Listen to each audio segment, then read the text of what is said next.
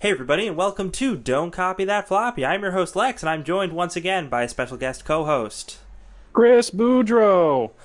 This is a video game news podcast broadcasting live on Fridays, 7 to 8 p.m. Eastern Standard Time. We talk about all sorts of different video game and video game industry related stuff. This week, we have a whole lot of drama to talk about, but yeah, Drama. it is Friday, July 28th.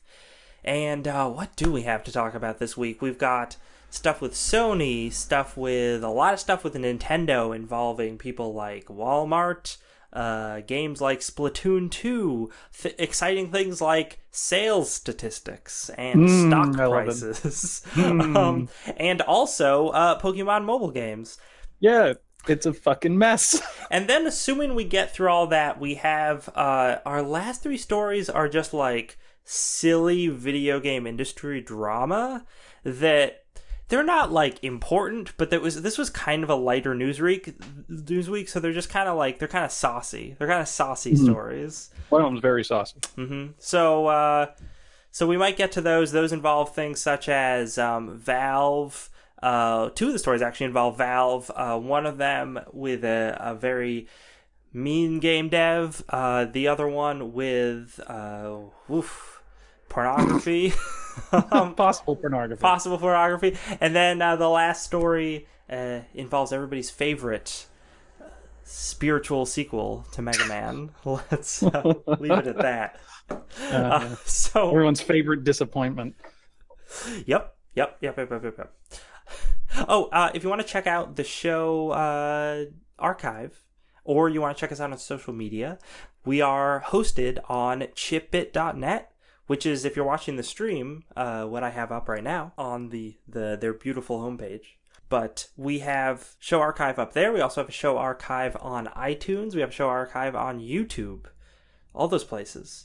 And if you want to watch live, you can watch on twitch.tv/DCTF podcast. So that's also very cool. And if you want to find us on general social media and talk at us and tell us how we're wrong, you can go to Twitter, and our handle is @DCTF podcast. And we are Don't Copy That Floppy on Facebook, main places. So, let's get into this first story about Sony. Now, this is technically a story from last week, but I did not see it last week, and I think it's like super interesting, so I wanted to mention it on tonight's show. But this is from the 20th, so last Thursday, I believe. And it involves hacking, because nothing's cooler than hacking. Yeah. Angelina Jolie taught me that. Yeah, gonna melt some ice, gonna break into the mainframe. Yeah. It's funny because, like, there was a period of time when hacking was just something in, like, sci-fi books. Like, when it was just in William Gibson novels, like, hacking was kind of cool. And then as soon as they started putting it in movies, it became super lame. Yeah. Well, when you have the guy that played Scooby-Doo, banging away at a keyboard in the 90s in the movie Hackers. I forgot it was that guy. Wow. Yeah. Matthew Lillard. Who is it makes it really cool. He's actually really great in the new Twin Peaks, by the way. I didn't know he was in the new Twin Peaks. That's nice. Good for him. Yeah. He's really old. So Sony last week, they were hacked, or one of the developers that Sony was working with was hacked. We're not exactly sure which, or maybe the developer just leaked it, although I don't think that's the case. And the result of that was that a PlayStation 4 software development kit was leaked to the internet, to the wilds of the internet. The SDK. It quickly appeared on all sorts of different hacking sites for people who do jailbreaking of consoles in general, but specifically PlayStation consoles. Sites like GBA Temp and PSX Hacks. Hacks is spelled AHAX. Just don't get it twisted. It's definitely spelled the cool way. All right. Yeah. Come on, millennials, get it right. Yeah. And it showed up on Reddit, a lot of other message boards, stuff like that.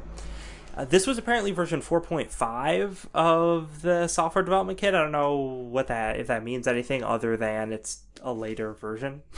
But The Sony came down on this like a ton of bricks, as one would expect them to. And they started removing all the links. They started closing all the threads, having the website articles be taken down. They sent cease and desists and DMCAs and all that good stuff to everybody involved. Everybody. And that all made sense. And they actually managed to scour it from the internet, of course, as this article points out. Copies of the files hosted on Mega and MediaFire also appear to have been taken down by copyright requests, though other mirrors do seem to exist.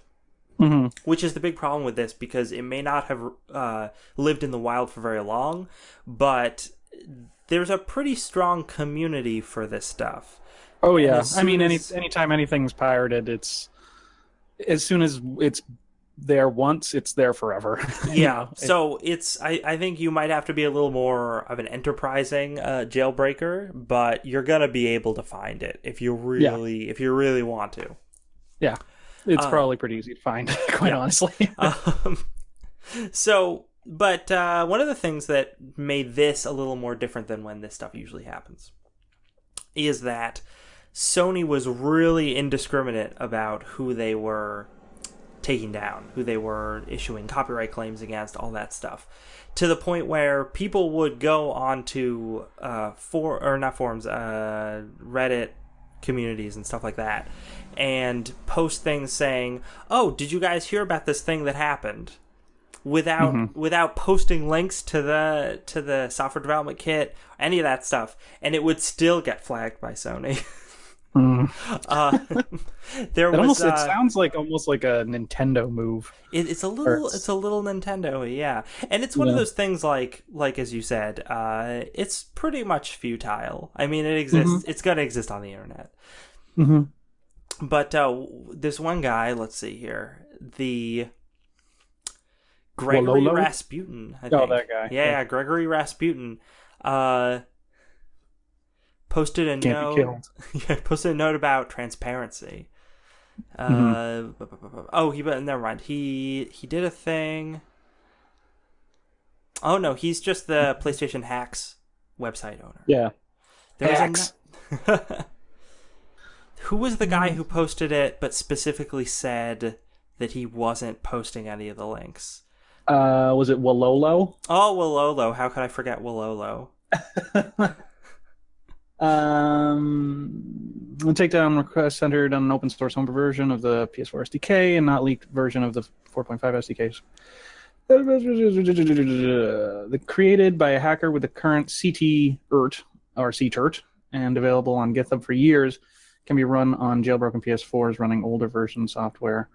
I've totally lost one of the quotes I was going to pull from this article, but that's okay. Oh, okay. Come on, Lex, get it together. This is a serious news program. This is the only serious story we have in the whole show. That's true. And I messed it up. Yeah, I fucked it up. But yeah, Walolo, I can't find the exact quote, but what he did was he posted something to a forum saying, with a specific note at the header saying, "Oh, I'm not posting any links to this. I'm not trying to get these files out there. I just want to talk about how the files are out there." And even that got flagged. And he said, and he was like, "Well, I was gonna fight it, but I do not have the intent to fight a long legal battle. If they insist, I might remove CTERT's files from our server, even though that would be a collateral victim to some unrelated battle." Yeah. I mean, Sony's obviously in the right here. They can do this shit if they want, because it's their software. It's their right to take this shit down. But once again, it kind of becomes silly and futile when you start taking down everything. It almost seems like. And Sony usually doesn't do shit like this, which is fun, which is interesting. Which is like they usually they're pretty tactful when it comes to this stuff usually, and they handle it case by case. So maybe they're just lazy, or they're too busy selling PSVRs or something. They're like, fuck it, just put out an algorithm and take everything down. Yeah, we don't have time to dig into this.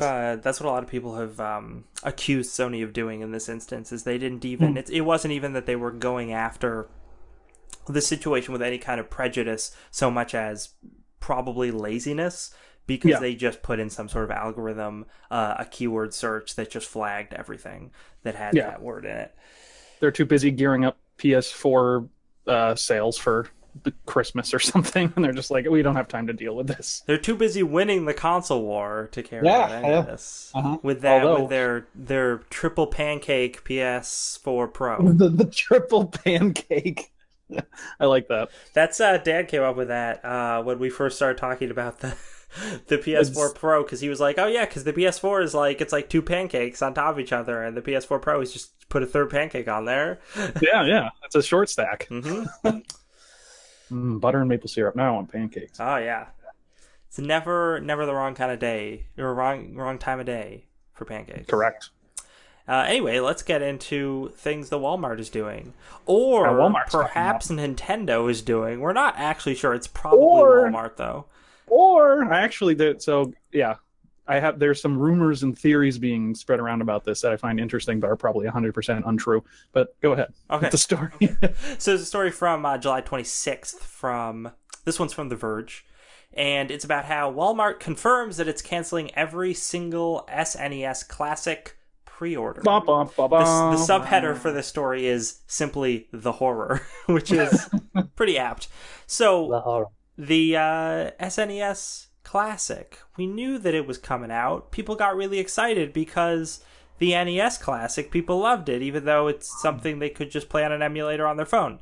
So the NES Classic sold out immediately because not enough copies were made. Now, when it was announced the SNES Classic was coming out, people thought, oh, well, I definitely want to get a copy before it sells out, so I should pre-order it if I have the chance. Now, I think either earlier this week or last week, there were already reports that Nintendo had to stop pre-orders. They had to cut off pre-orders because they were already out of stock, effectively.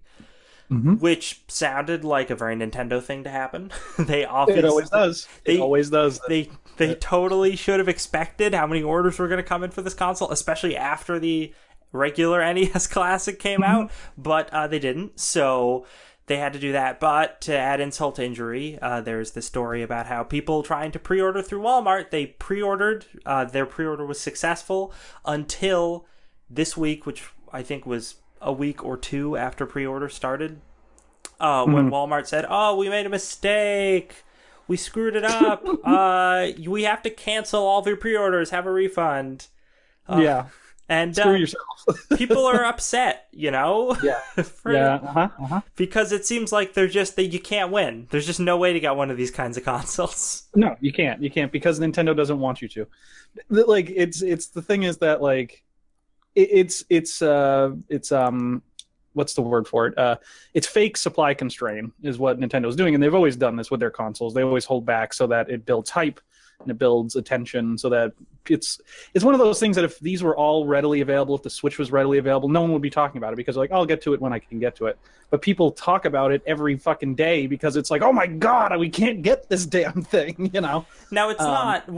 Supposedly, if people are to be believed, if the man is to be believed, there are reasons other than Nintendo trying to constrain it.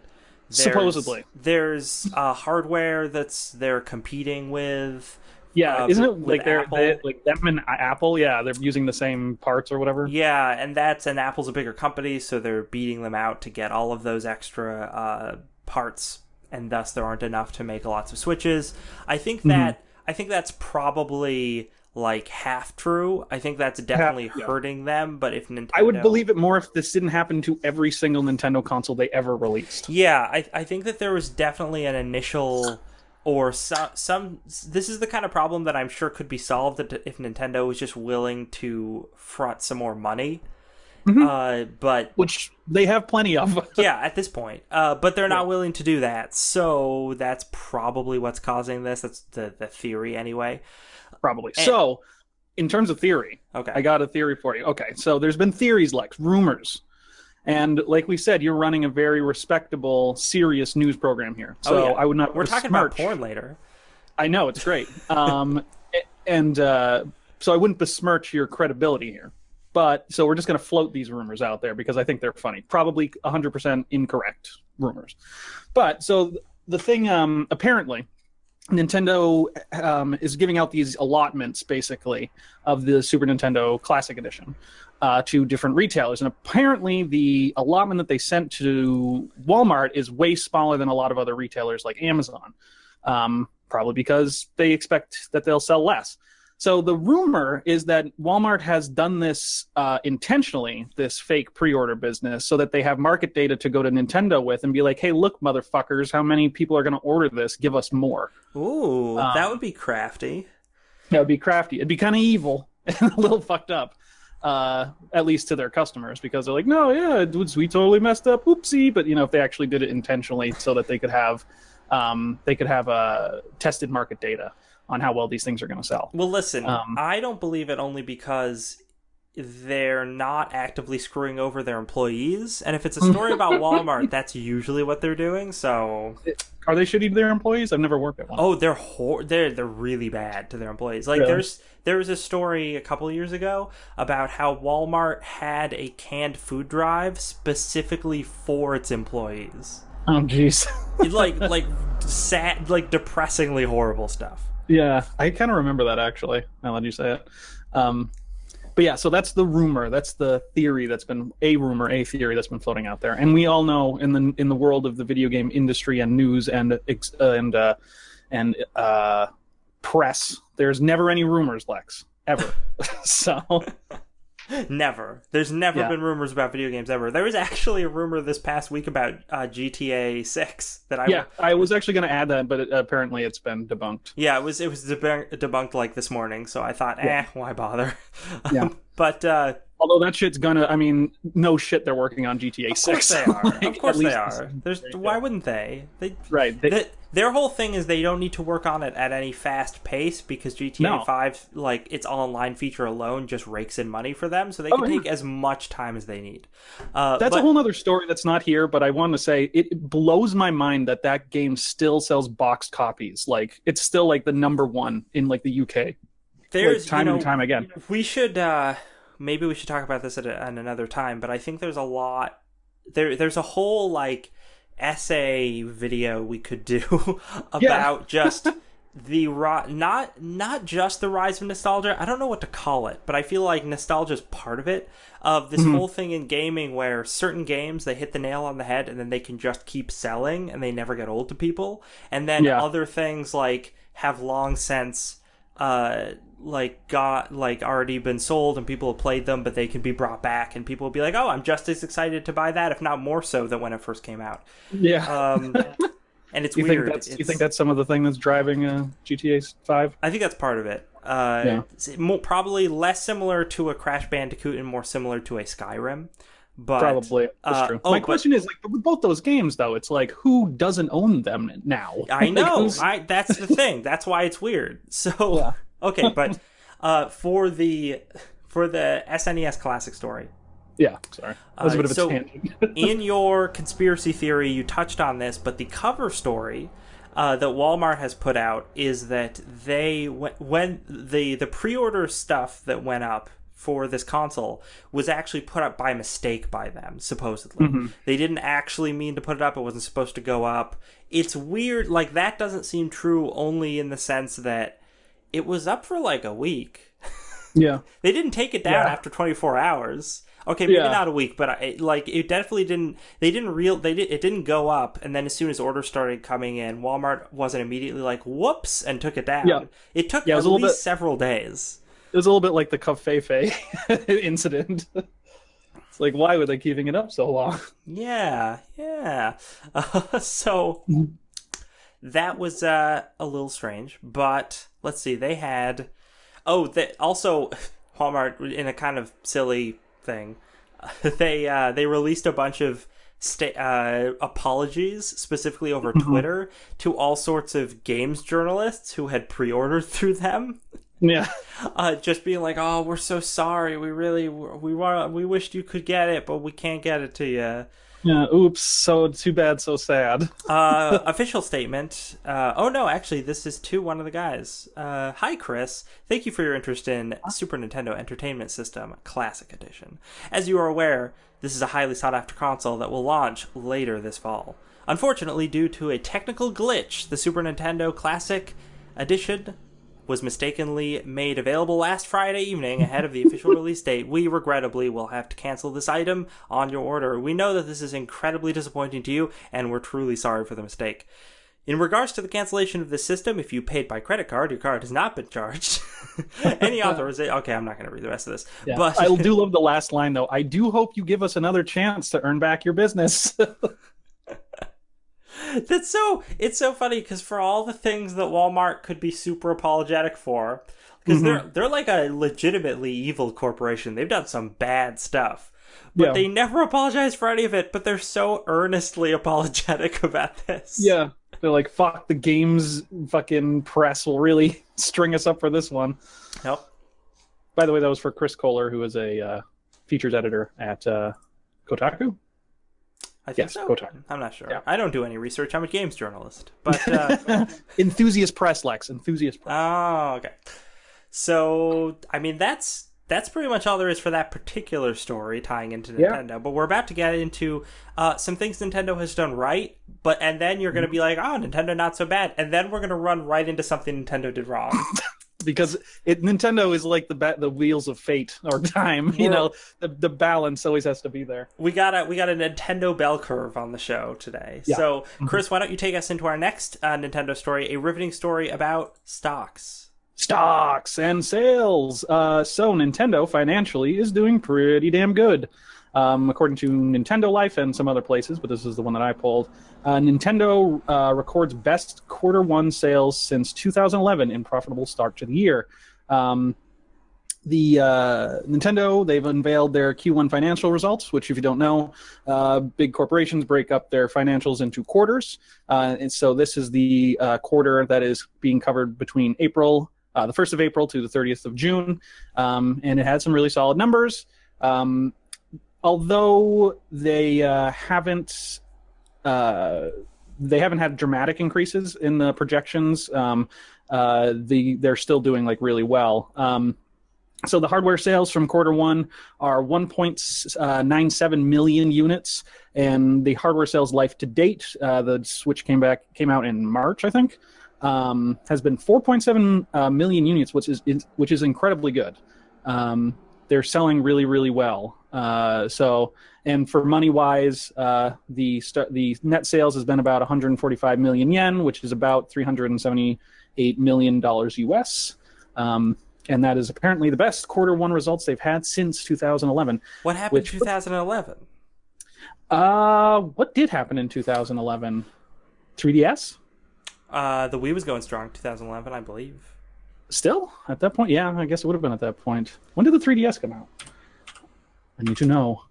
But their predictions are also looking really good. Their hardware sales projections for 2017 to 2018 is 10 million units. I would put that as a conservative estimate because, like we were talking about with the SNES Classic, they're going to have the most wanted toy and video game console this coming Christmas season, this coming holiday season. And that's going to be crazy because, like Nintendo always does, unlike other consoles, they manage to get on like USA Today and the Tonight Show and shit. Uh-huh. And people are like, you know, you always have, or like Good Morning America, you always have some fucking asshole up there being like, oh, and all the kids want the new Nintendo, but can they get it, Mark? And, you know, they end up talking about that shit, and it's going to be the same crap. Again, I think it's going to be even more so because also, like we talked about with the nostalgia-fueled sales of video games nowadays, you have people that are our age, you know, mid to late 20s to, you know, mid-30s who now have kids, and they're like, oh, fuck, I want to play video games again. Then I want to buy that new Nintendo thing so I can play with my kids. I think that's going to be a big driver for the sales of this thing. Yeah, they've really tapped into that whole secondary market. It's doing real well for them. Absolutely. So Basically, the story for myself is just another slap in the face of I thought that the Switch was going to bomb so horribly that Nintendo would become a third-party publisher of their software, and every goddamn month they seem to be doing better and better, and the Switch seems like their savior, Jesus Christ, like it seems to be taking them into Valhalla. I remember popularity. when you first guested on our podcast with me and Dan, Mm-hmm. And you made that prediction, and I was like, "You're crazy, man. I don't. Yeah. I respect your opinion, but I disagree." Yeah. No, I guess I guess I was super soured by the Wii U, which was a terrible console. I thought that they were going to either become. I thought the Switch was going to crash, and they were just going to continue making the DS system, because the DS has always done well, no matter what form it's taken. But I was horribly wrong, and I guess and even now I want to Switch. I don't know how it happened, but I'm like, fuck, I kind of want to Switch because it looks like a cool piece of hardware, and it has good games. Oh, and by the way, March of 2011 was when the 3DS first came out. So okay. That'd probably be why they did so well. It's funny. When I first heard about the 3DS, I mean, I wasn't doing this podcast then, so I don't have any predictions on the record, but I had talked to Dan about it, and I had thought that was going to bomb because the 3D functionality just seemed so gimmicky to me, and it added so much to the price tag. But then that's pretty much what people said that they disliked about the system, and then they all bought the system anyway. Yeah. You know what's funny, though, is that that prediction eventually became very true, because the newest release that's coming out doesn't have the 3D function anymore. Finally. It only took 6 years. Yeah. What's the newest one called? It's the new 2DS or something? I think so. No, the 2DS XL. Okay, yeah. Oh, no, sorry. The new Nintendo 2DS XL. Light. Yeah, exactly. SP. I think it's funny that it's been this long that they're just like, no, none of the developers are using the 3D function. Nobody wants it. Nobody cares. No. Just get rid of it and drop the price a little bit. Yeah.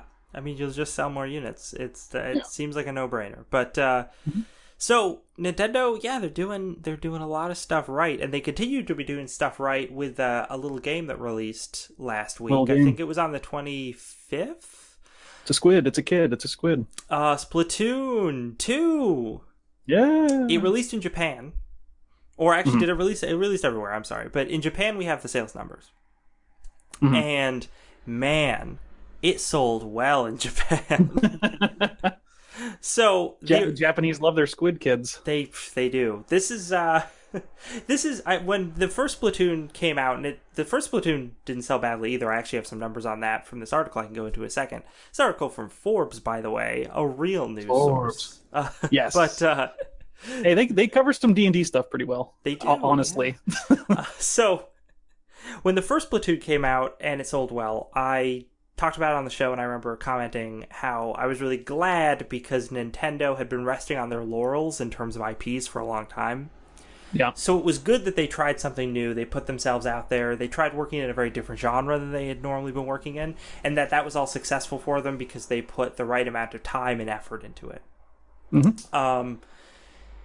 And Splatoon 2 just sort of continues that and grows on the success of the original. So we have, we have some numbers. I'll just quote numbers. Yeah, I'll quote this, the article straight out on this. To understand the context behind this, the original Splatoon on the Wii U managed to sell 156,610 copies in Japan in its first 4 days of sale. It went on to sell a total of 1.5 million units in the region. Yeah, I think that's everyone in Japan. I think everybody there. Even all the old people. Yeah, yep. So, Splatoon 2 on the Switch in its first 3 days on sale managed to sell 670,000 copies. Which is a pretty dramatic difference. It is. It really is. And this article points out what's even more impressive about that is that this went on sale digitally at the same time, and the numbers that we have do not include any digital sales. So this potentially could have sold significantly more than that. Yeah. I wonder how well, just in general, digital copies sell compared to box copies in Japan. I don't know if I've ever seen any comparative numbers. Yeah, I don't really know the numbers on that. That would be super interesting to see, though. I mean, they're pretty. I mean, they're a very technologically advanced country. I'm sure that they have pretty good internet to download this stuff. Um, yeah, I don't know. We also have Bit of a tangent. the article talks about all the units of Switch that have sold in Japan, 1.2 million Yeah, as of July 23rd, which is a massive amount, and yeah, has certainly surpassed the Wii U's selling numbers for the same time period. yeah. It's not. I can't. Although, yeah, like that surprises no one.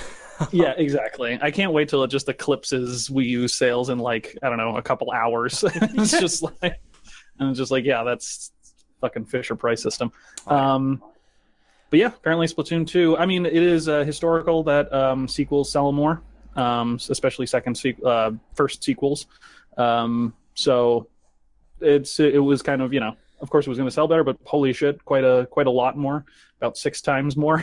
And that's very impressive, especially for the system that could, the little system that is saving the world. And it's good to have a new IP there. What's interesting, I remember reading a story about sales charts from the UK, and they talked about how Crash Bandicoot continues to just dominate. Yeah. And Splatoon just can't get the upper hand on it. Yeah. And I just kept thinking, oh, that's so sad. It really is. It can't beat a 20-odd-year-old horrible game. What is wrong? But people love that Crash, man. People love that Crash for some reason. But that's not a reason to believe that Splatoon is selling badly everywhere else. Just not. The Western audiences just love rare games. Yeah, they love them, and they maybe don't like the way that Nintendo's handling voice chat. Oh yeah, that's the other thing. People hate that, and we reported on that last week. They hate how they handle voice chat, and that's really important specifically for Splatoon. Yeah.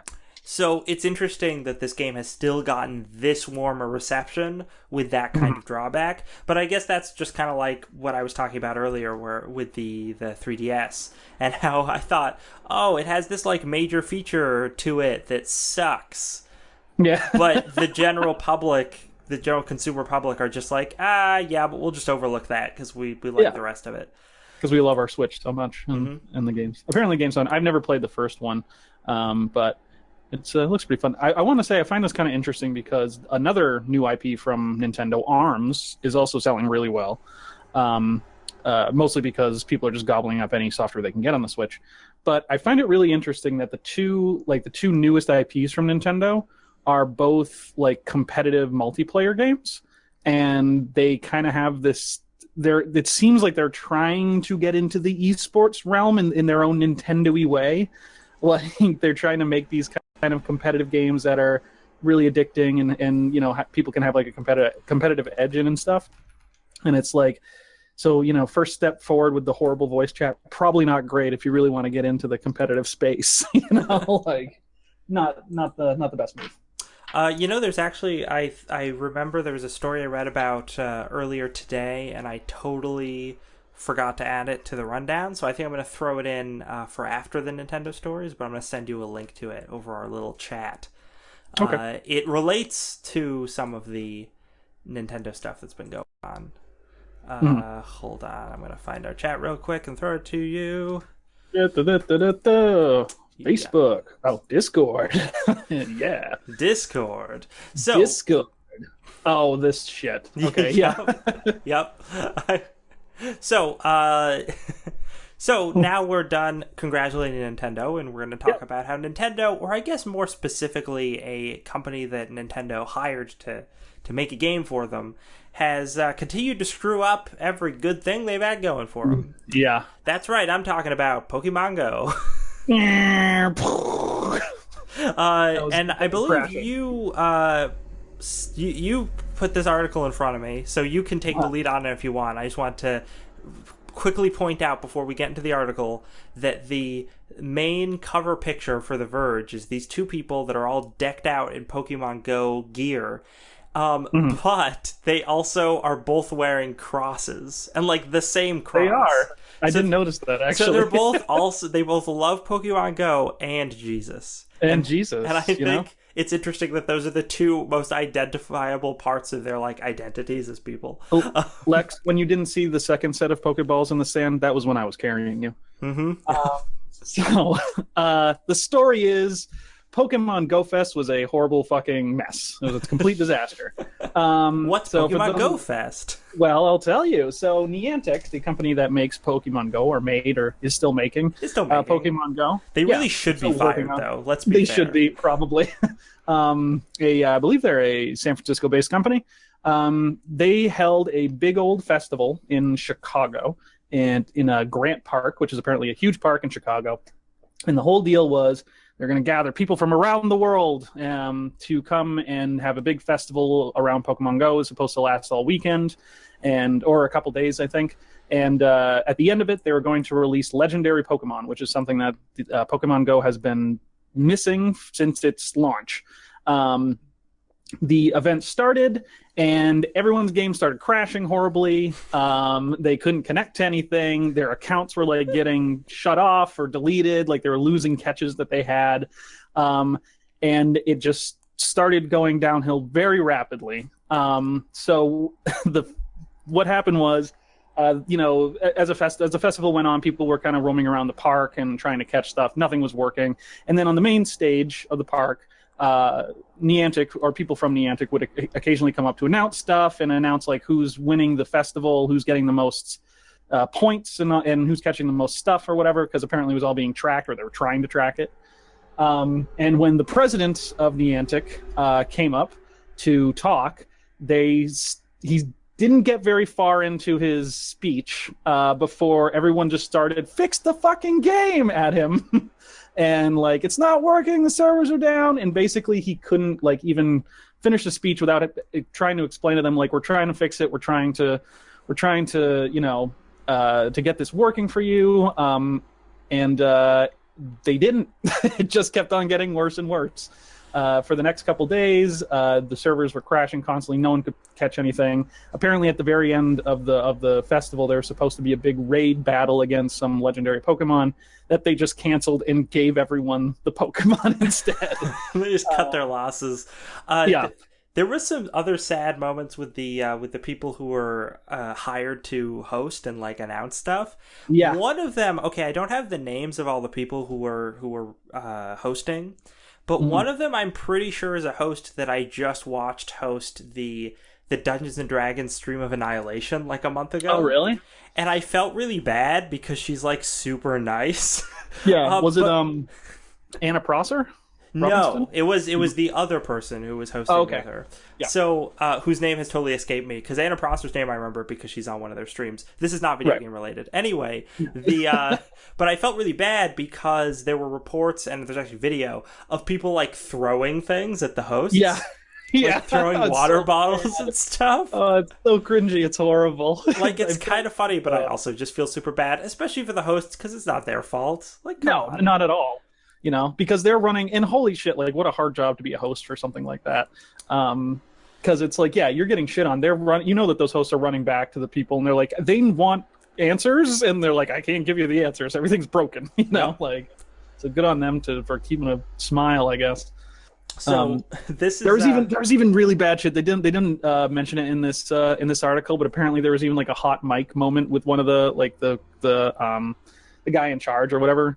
Like he got off stage and he's like, and they're throwing shit. He's like, yeah, they'd be like, oh no, what did he say? He's like, yeah, they'd be throwing bombs if they had them or something like that, And it's like just the worst, just the absolute worst.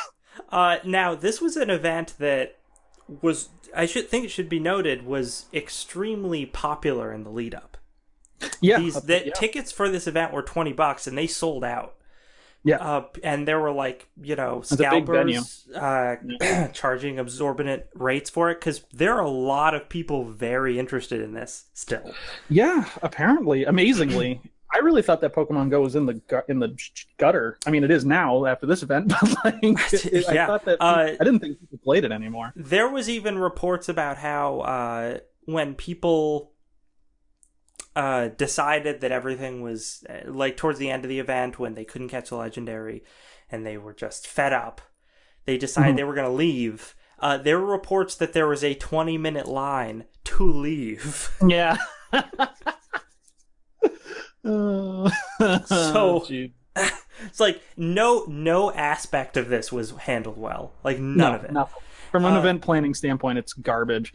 And it's so like run of the most basic expected thing from Niantic. Yeah, exactly. Yeah, like the way that the article phrases is perfect is that like the whole event is just like encapsulates basically what Pokemon Go's technical problems have been since launch, except it was in public with a lot of people and they had to pay for it. And it's just, man, it's been a year at least since this game was released. And it's not like, and it was like the company that released the game planned this event. Right. So that's the saddest part is that they had months and months to plan this thing. And they that they knew how many tickets they were selling. So they should have assumed, okay, if this sells out, this is how many people we're going to have in the park. This is how many people our servers need to be able to handle. This is the kind of stress. Right. But it's just is abundantly clear throughout the entire lifespan of Pokemon Go that Niantic has not ever thought about, well, they probably thought about it, but they've never understood how to handle this stuff. Right. I think we talked about like a week or two ago, or I don't know, I feel like I've been on the show my whole life at this point, but like I asked like I think Niantic or however you pronounce it, like I think they're in over their head. I think they didn't think it was going to be this popular even a year out, and they've not scaled well, obviously. They've not scaled up to address these problems. So it's sad for them. They did mention the John Hankey, who's apparently the CEO of Niantic, did say that the problems were stemmed from overloaded cell services from like AT&T and Sprint and Verizon. Once again, though, if you had all these months to prepare, you probably should have talked to those cell providers and be like, yeah, we're going to hit your servers really hard. Yeah, that is the one thing that I will give Niantic a little bit of leeway on is that would be out of their hands. But yeah, they could have worked with AT&T a little more on this. Yeah, and also to their benefit, they did try to make good by the end of the horrible event. They did refund. They're attempting to refund everyone's tickets. And I believe they're giving people Pokebucks, like $100 in Pokebucks or whatever, to reimburse them. So at least they did something. It's something kind of right. They one of the things I saw a comment on this. I don't remember. I don't think it was on this article. Maybe it was, or maybe it was on a. It probably was somewhere on this article, but I'm not going to search through. There was a great comment that pointed out that this is the kind of thing that if this had worked, if this had been well planned and well executed, and it had worked, this is the kind of thing that they could have toured this around throughout the summer to multiple major cities and could have potentially really increased the status of the game and maybe brought it back up to the point that it was at last summer. Yeah, I'm pretty sure that was I'm pretty sure that was like the end goal. Like, I'm pretty sure they're like, yeah, let's drum up fervor for Pokemon Go again because it hit kind of bottom for a little while. But nope, that failed because Niantic just doesn't. They don't know how to do. They don't know how to handle any technical stuff. Like nothing. Apparently not. Like and it's so sad because we saw how badly over the past year Pokemon Go has gone, and a lot of people like us have said, okay, well, I'm not playing that then. Right. But there's still this fan base that just loves it and wants it to work, and they just keep being disappointed. Yeah. For a game that's being funded by a major, company like Nintendo, or at least ancillarily by Nintendo, and also, one of the best-selling games or one of the fastest-selling games of all time, you think that this would be fixed by now, but apparently not. And real quick, last thing on this, I've talked about this a lot in the past. I think whenever Dan and I have covered a story about how Pokemon Go just doesn't have their shit together. Yeah. We've always what I brought up time and time again is like, hey, the Pokemon Company and Nintendo, They've got tons of money. They were rolling in money because of Pokemon Go. Now Nintendo's rolling in even more money because of the Switch. Mm-hmm. They can afford to just give Niantic some cash to hire more tech staff and fix these problems, but they just don't care to. Like, is that it? Like it seems like they're just inept. Like, it doesn't matter how many people there are working there. I mean, maybe it doesn't, because I don't know what like official Nintendo presence there was at this event. It seems like from the reporting that Niantic were the only people there. Yeah, I don't think. Yeah, I don't even know. Like, Nintendo owns the branding, but I don't even know how much they really are involved in Pokemon Go. Oh yeah, no, I don't think they're involved in it at all. But I'm saying that they should get involved in it because totally. Because it's kind of hurting their IP, and they should care about that. It totally is. But yeah, okay. So we're gonna move on to a story that I just found. We're going to that one. Oh, we're going to this one. I'm gonna throw it into my browser real quick. Throw up in your browser. Boom. Story from GameSpot from, I think, today. Yeah, July 28th. From Peter Brown, our friend Peter Brown. Peter Brown. Oh, yeah, Peter Brown did write this. If only it was our friend Peter Brown. Good for him. I know. Then it would be about Street Fighter. Yeah. Hey, Street Fighter's on this. Come on. There you go. So, we talked about earlier how there is the NES Classic, and soon there's going to be an SNES Classic, and other companies have looked at this and said, hey, we should really get in on this because we could make some real money. Mm-hmm. One of those companies is Sega, and they said, hey, let's re-release the Sega Genesis as a flashback console. Of course. And it was an obvious cash grab, but it could have been a great opportunity because they're upscaling all their old games to 1080p. That's great. They're all in 16:9, also great. They also made the controllers wireless. Sounds much better than what Nintendo did. Yeah. And if they had produced, enough copies, if there was a surplus of supply, then we wouldn't all be stabbing each other over copies of it. And that would be great. So it all seemed great until a GameSpot reviewer named Peter Brown actually got his hands on a console and played it. And now I haven't read this article very thoroughly because I just found it. I had read a quick news blurb about this earlier in the day and forgot to add it to the rundown. Mm-hmm. So I don't know all his grievances, but I have heard some of the grievances. And it apparently this thing just works really, really poorly. It's it doesn't, like, its operating system is super unintuitive and difficult to use. The wireless functionality on its controllers, don't work properly. Yeah. Although, this console does have ports for original controllers, so... That's interesting. I actually thought that was another thing where, that's a really good idea. So it's a good idea, but kind of dumb, because it's like, if you have the original controls, you probably have the original system. So why would you want this little thing if you already have the Genesis? If you want to play in 1080p and 16:9... Which is, I guess so. When you're talking about 16-bit consoles, it's a pretty significant difference. It is. But there's, it's apparently it just doesn't work well at all. Mm-hmm. Apparently this has a cartridge slot that allows you to use Sega Genesis and Mega Drive cartridges, which is also a great idea. Yeah, that's great. Yeah, they're basically selling they tried to sell what should be just like basically just a rebrand of the or not a rebrand, but just a re-release of the console essentially in 2017.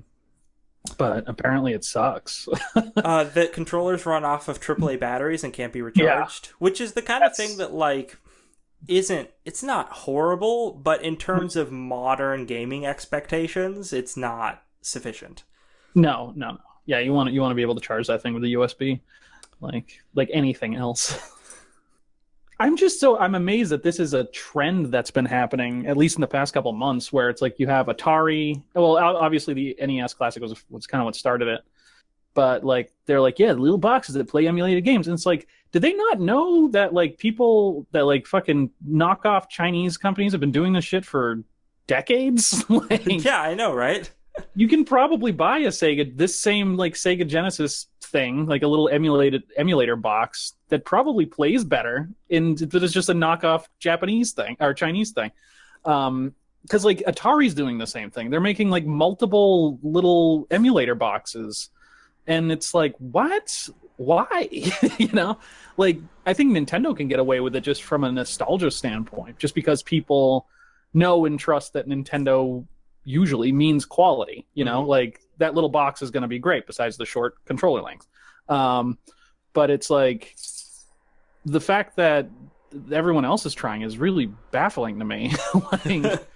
Like, like Genesis. Don't get me wrong. Like Genesis and Atari have nostalgia cachet, no doubt about it. But like nowhere near what they need to make these things work the way that Nintendo does.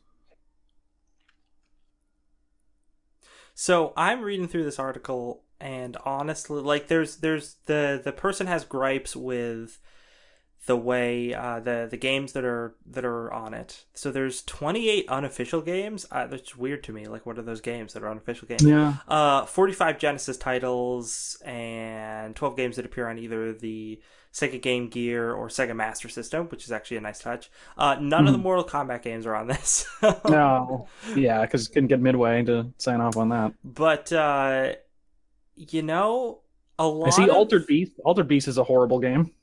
Yeah. Rise from your grave.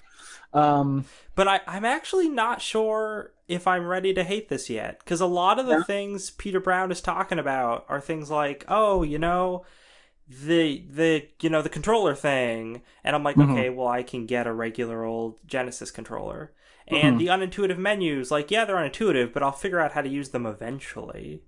Right. And like, if I could put cartridges in there, like I have some old Sega Genesis cartridges, I'll just pop them in there. Yeah. They won't be in 1080p. They'll be like up-resed and they'll look horrible, but they'll still play. Yeah. And that way I can play the Mortal Kombat games. So I'm not actually ready to hate this yet. I think I want to see more reviews.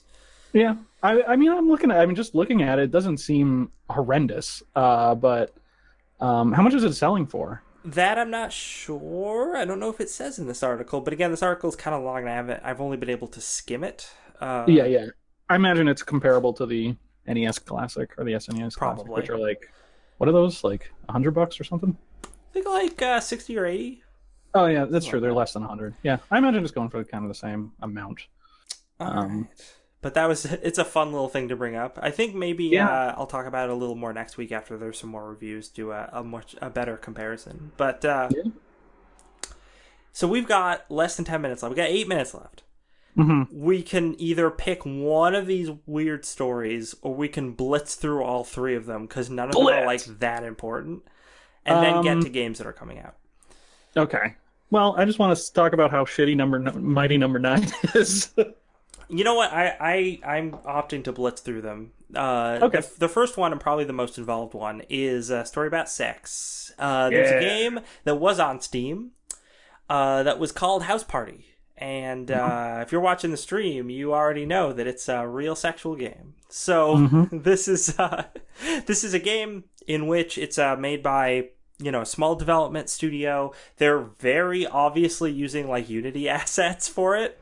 Yeah. And the whole point of it is that you are at a house party with, I want to say like 7 other people, most of them women, and you are playing a guy. And your whole deal is you go up and talk to people and just have different conversation trees with them to try to get the different outcomes. So you can try and get people drunk. You can try and have women be interested in you, even to the point of taking them to bed. And never happened. Yeah, and you can and you can just like mess around, and I think you can like pull pranks on like the different people, and it's very stupid. I haven't played it, but apparently it is supposed to be very tongue-in-cheek in terms of what happens in the game. Definitely seems like it's supposed to be made to be a streamer game, yes, or a Let's Player game. And what's interesting is there's a trailer for it. There's a 2-minute trailer, which is in this Kotaku article about it, that if you watch, the first minute of it is the gameplay, and then the second minute of it is just clips of all the different people who've been streaming it, and like clips from their streams. One of the people being PewDiePie.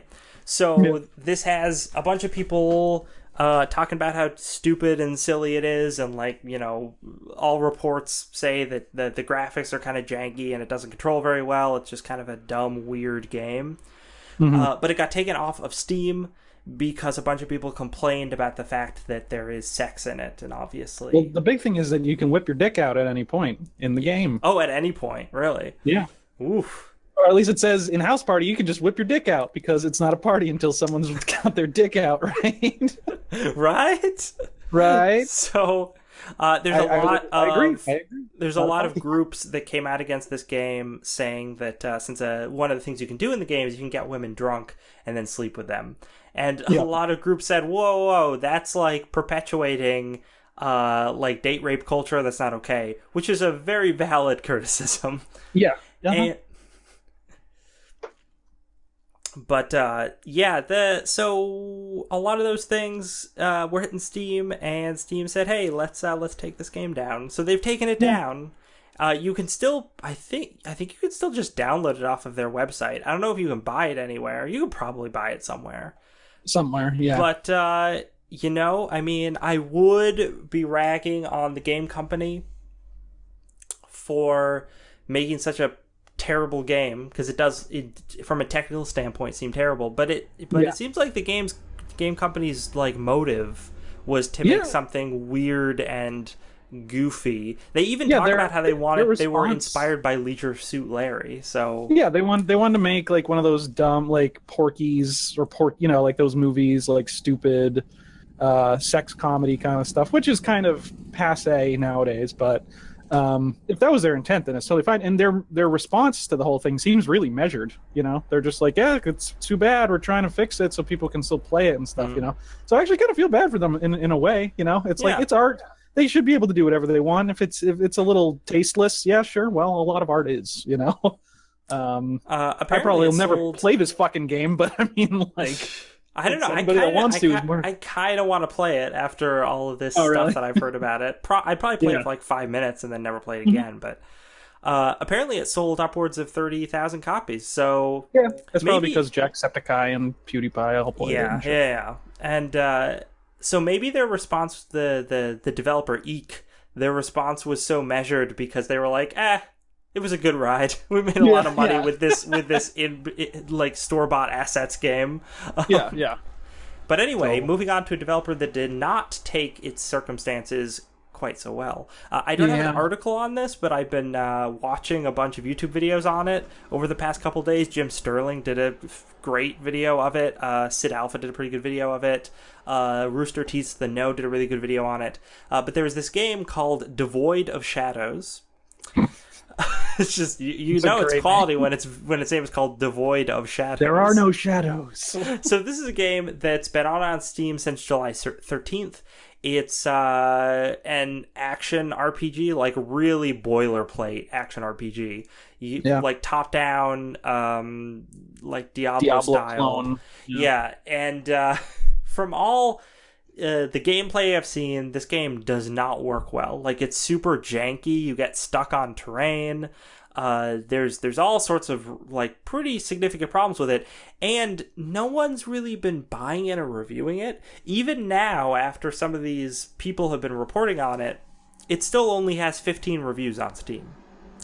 Or at least it did as of me loading this story up, an hour and a half. And it had like no 0 on Metacritic, like nobody. Yeah. So it's not. So very few people have bought this game. Very few people played it. But some of the people who have it has mixed reviews. So it's not even mostly negative. But a lot of the people who have played it, the fans said like, "Hey, this game is like $18, and it was made in German and then was translated to English, and the English translation's really bad. Apparently, this you can read the little description on the page." Devoid of Shadows is a vampire saga inspired by the sentiments taking us back to the 2000s. Ah, yes, the sentiments. The graphics of the game locations is dark. It is a true ARPG with roguelike elements. Okay, that wasn't so bad. There are 3 types of characters and advanced crafting. Also not so bad. You will have dozens of skills based on the power of blood. Sure. Apparently, you play a vampire in this. The game has 21 levels of dungeons with random world generation, also totally fine. A magic painting depicting the royal castle, period. One can move there from any location and relive, comma, improve the workshops and craft the weapon, armors, potions, combat scrolls, and everything that helps you survive. I love crafting the weapon. Yep, all this accompanied by sweet sounds of guitar strings. Ooh, sweet sounds. So yeah, a bunch of German guys made this. They're Endgame Studios. They're obviously not a big studio, and they obviously made this on a budget. And there don't seem to be great game designers, but they tried to translate it, and they didn't translate it well. But a couple commenters said, like, hey man, if I'm paying $18 for this, I'd really like a real translation. Most people didn't even talk about how janky the game is, which if you watch any footage of it, you can tell it's real janky. But the response of Ars Logica LP, someone from Ars Logica LP, who was apparently the translator, he said he was, posted to Steam, and just, this long takedown post that was actually in really good English, just strange, about how all of the people who are saying all these negative things are just horrible people.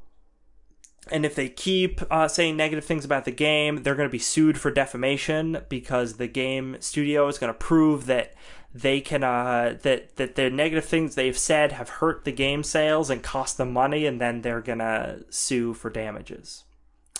Germans. No sense of humor. Yeah, I guess not. But that's crazy to me only because, like, this game has 15 reviews. Nobody's buying this. There's if that no one's gonna buy this. So it's not. Maybe it lost you like $10. Okay. Yeah, or no, I'm sorry. The game is $18, so maybe it lost you like $40. All right. Yeah, but it's a lot different than that game that was called like Brutality or whatever that came out not that long ago, and it was like meant to be offensive and stupid. And it's like a bunch of people played, and it's a horribly reviewed game. It's like this one's just a boilerplate garbage. It's like, or boilerplate mediocrity, So it's like, why even get upset about some people complaining about the translation? No, the game devs were super mad about it, and then after there was a lot of pushback from a lot of YouTubers, somebody else from Ars Logica LP. Issued took down the statement from the translator and then issued an apology for this whole thing. Our translator was pissed. We're sorry, our translator, he sucks, he did a bad job, and he was wrong. So it's good that they have already sort of resolved this by apologizing, and now this game's probably just going to float back into obscurity that it never really rose out of. But it's I think it's a valid point made by a lot of the people that, like, hey, if this was a free early access game, this would be totally acceptable. But for an $18 game, this is kind of not acceptable. Yeah, a quote-unquote finished game. Yeah. So that was a little bit of spicy drama that went down this week. A little spicy. And the last of our spicy drama has to do with Mighty Number 9. So if you can go as concisely as you can go through this, give it to me. Okay. There it is. Sorry, I didn't have the page. So, Mighty Number 9 has been a absolute disappointment all around. It was a Kickstarter project by Keiji Inafune, who was the character designer for the original Mega Man games and became a producer through all of them. Made this Kickstarter to make a spiritual successor to Mega Man, and it took way longer than everyone thought. When it finally came out, it was quite a half-assed disappointment. The game sucked. But for some of the higher tiers, if you paid $60 on Kickstarter, you were going to be promised a box copy of the game. So basically, it would be shipped in a old school kind of NES or Famicom style box and they said that it would be a fully printed, fully colored instruction manual, something that you don't see a lot these days. So a lot of people bought this, and it took forever, way longer than anyone thought. Over a year later, everyone finally got their Mighty Number 9 box. And just like the game itself, it was half-assed and it sucked. And so basically what they got was a little plastic bag with a flat box that they had to construct themselves, a black and white instruction manual, and the best part, The best part of it is that the instruction manual doesn't even fit in the box. It doesn't fit in the fucking box. I love it. It's amazing. They didn't even think of that. That's crazy to me. And do you know what actually is better? Is that it actually didn't even come with a copy of the game. There's no game there. So they're not, the box is just totally empty. There's no game in it, and you can't fit the manual inside of it. They sent you a couple pieces of cardboard and a bad instruction manual. Oh my god. That's fantastic. So good job, Keiji Inafune and Concept. Actually, Concept was bought by Level 5, so they don't even exist anymore. So. I really like that Mighty Number 9 just continues to disappoint. They keep finding ways to disappoint the people who put their from the grave. Yep. It continues to piss people off. Man, that's funny.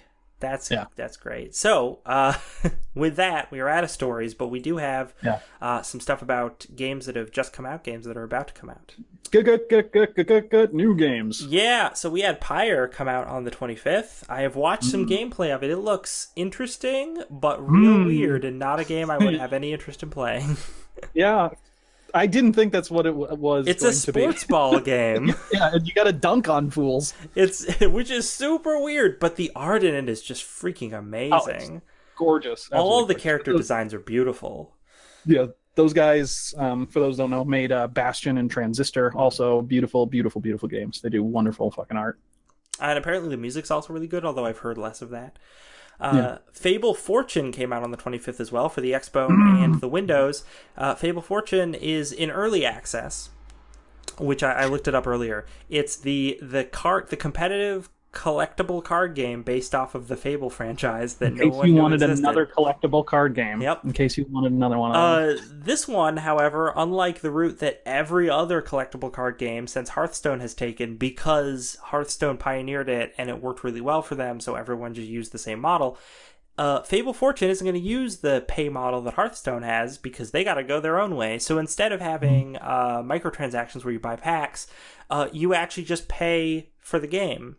But I kind of assume there's going to be microtransactions in this game, because why wouldn't there be? Of course. Because the format lends itself to microtransactions. Right. So it's the same format that actual collectible card games have. You buy the packs. Yeah, obviously. It makes so much sense, but for some reason Microsoft just needed to milk some more pennies out of the Fable franchise. I guess. The saddest part about all of it is there are a few people who have gotten review copies and reviewed the early access version and said, hey, this actually is a pretty functional card game.